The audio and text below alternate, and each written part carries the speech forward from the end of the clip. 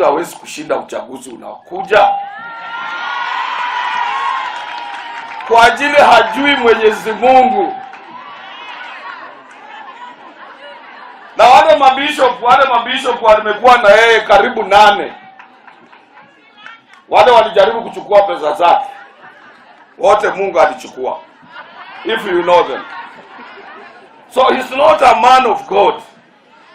Hata mimi mnasikia nasema yule mzee wa nyororo shingoni. Kwa ajili hawezi kutofautisha msalaba wa Yesu Kristo ambayo mimi nabeba tangu mwaka wa 62 nilipopata ubatizo wangu wa kwanza, nikibatizwa na Father John Kemper. Now this is a blessed cross of Jesus Christ. I carry it as a Catholic. I was an altar boy.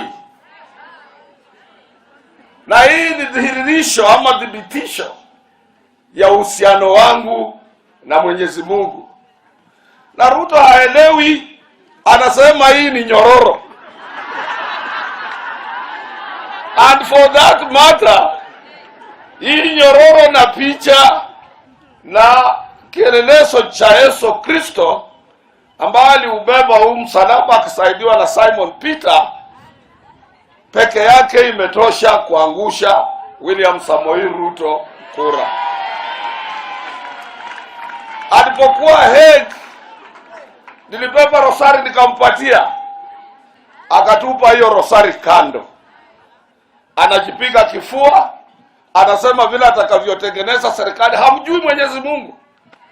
Anasema wacha hawa, sisi bahaslas tutatengeneza hii serikali. He's 100% sure of what is not there, because he's not a believer. So that one, don't get bothered about him. On 9th of August this year, he will be a forgotten case. Hiyo naweza kukosa, mjui Mwenyezi Mungu.